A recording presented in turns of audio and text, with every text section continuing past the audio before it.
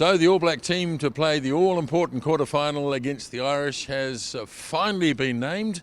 Got the boys with me, Jeff Wilson and Mils Muliaina. And Jeff, first reaction, any surprises? Well, clearly the fact that Mark Talia was ruled out for disciplinary reasons was a surprise to everybody. But the fact that Leicester Fainga'anuku has been picked in his place, no surprises there given the way he's played. But, I mean, I think all of us expected Cam Roigard to be named on the bench. We thought he'd probably done enough through the course of the tournament with his opportunities, but I think a lot of their decisions you can certainly understand and explain away, Mils, and they've gone for a certain skill set, I believe, in the props. There's a way they want to play the game. They want to play at tempo with speed when they use the ball, and that's why Tamaiti Williams is going to get his opportunity. He probably could have done with some more game time, but ultimately it's a good sense of where the All Blacks are at. Yeah, Tamaiti's looking in pretty good nick, isn't he? I mean, even if he comes on, what it sort of clearly shows is the All Blacks are going to go out there and win it from the start of the whistle, right? We'll go through and make sure that they start really well, and then have a defensive mindset. When you look at the likes of Christie coming on, they've obviously talked about he's a lot better defensively. So is that about sort of starting really well, trying to blow the Irish off the park,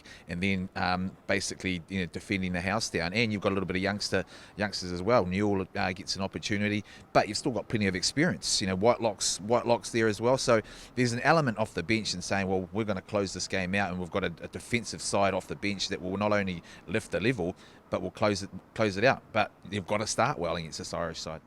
No real surprises in the starting 15, as Jeff mentioned. Fainga'anuku comes in because Talia is not available, but the bench is interesting. And can you explain to me why Roigard's not there? Well, that's a very good question. And Mils mentioned the fact there's clearly some skill sets they like out of Finlay Christie. One of them is his passing accuracy and clearing of the ball. They've looked at that.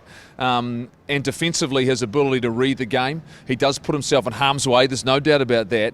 And look, experience does count for a lot. And he's played significantly a number more tests than Cam Roigard has. And look, as strong as Roigard is with ball in hand, there's a lot of things he hasn't experienced in test matches. He hasn't been part of a close test match environment yet at a pressure like this. So I sort of look at it and look, Dane Coles has earned the right. I think they're very fortunate that there's been some recovery out of Tyrell Lomax. I'm surprised how quick he's been able to turn it around, Mils. But it's the fact there's no Offatonga Fussy, there's no Lepalalala. That's a lot of pressure on a couple of young guys in Newell and Tamaiti Williams.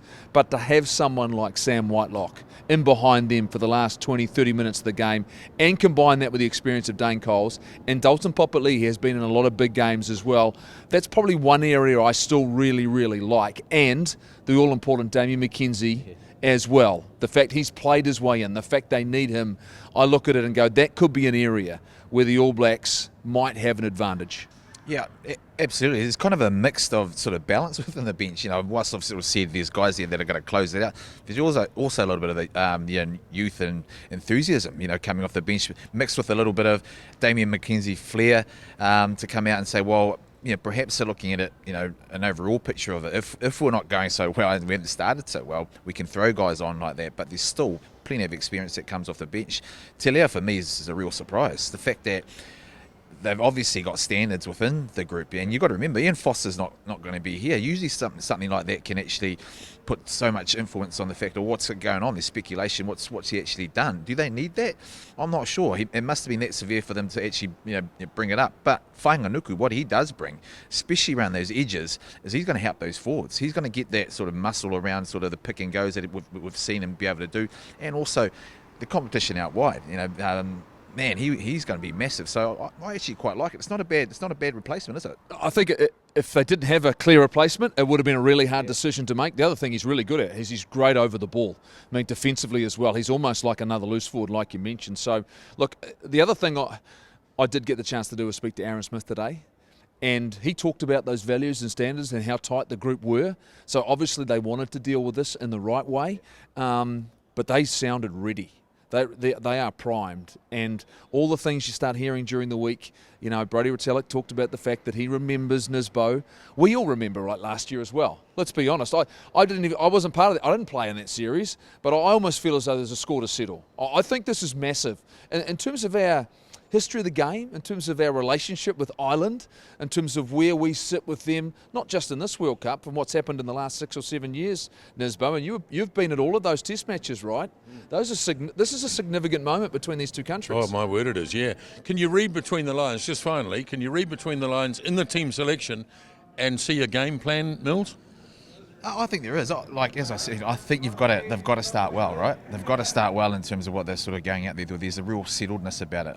I like that. You look at the test matches that we've got, Bowden Barrett at the back, 120, 122, whatever it is, over there's Centurions, right? And then you've got some off the back.